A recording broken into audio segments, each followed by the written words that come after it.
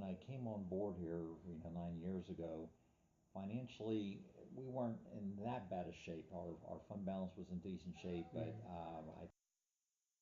and it's not that Wilkinsburg necessarily was short on funds. We don't have a lot of excess, but I think the problem was there were like 10 finance directors in 10 years. So when you have a high rate of turnover in a position like this, that's not good at all. It's not good, no. So it took maybe about 6 months to earn the trust of a lot of the vendors out there, but we eventually did, and since then we pay weekly here.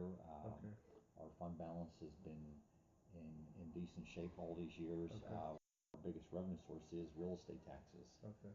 and if you look at how much our real estate tax income has gone up over all those years, it isn't that much. So it's been a challenge to keep a balanced budget. Here at Wilkinsburg, it's more based on historical information. Okay. Each department's responsible coming up with their budget. Most of the personnel costs that I do, we have a lot of unions between the police and the SEIU, so it's based off a union contract. And then go back to the department and also put in any fringe benefits, knowing the rates and such. The software system that was purchased back in 2003 before my time, but it had not been used properly. So once the departments put in their budget request, that's reviewed by me and the departments. At that point, it goes before the manager.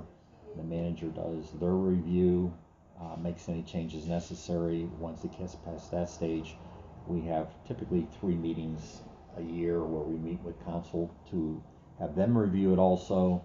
A lot of give and take on the process throughout, and eventually gets approved, usually in the December time. Some accounts they were not giving any interest at all.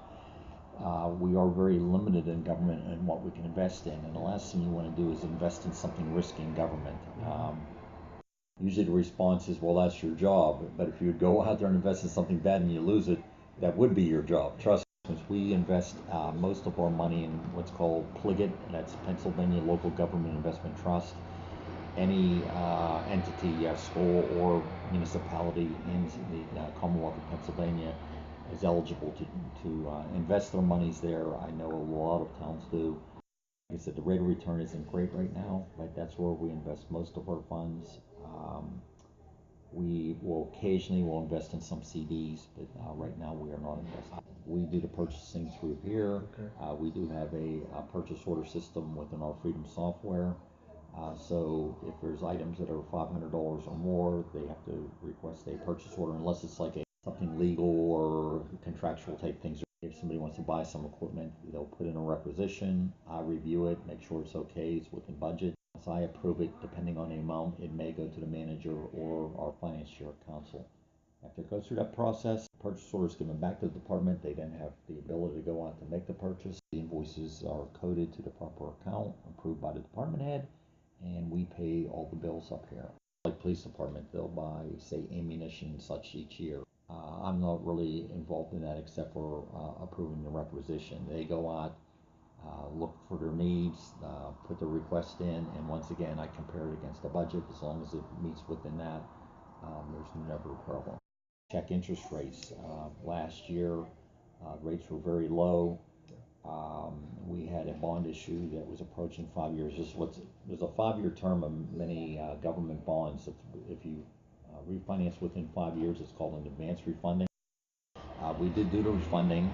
We saved approximately $100,000 of a PIB loan through the state, $2 million worth to do street improvement repairs. You don't want to have too much debt and be paying out too much, but then again, if you don't put money into your infrastructure, you're going. So you have that fine line of how much money do you spend on debt and such. I mean, there's certain areas within the budget, especially debt. I mean, that's got to be in there, and it's tough balancing a budget. Debt, you can't cut 1 cent from it. I've got the figures, and each year I'm the one responsible to get them in the budget, make sure it's in there. So coming up with a list of projects, let's say, I was more on the end of, okay, here's where they'd like the money to go.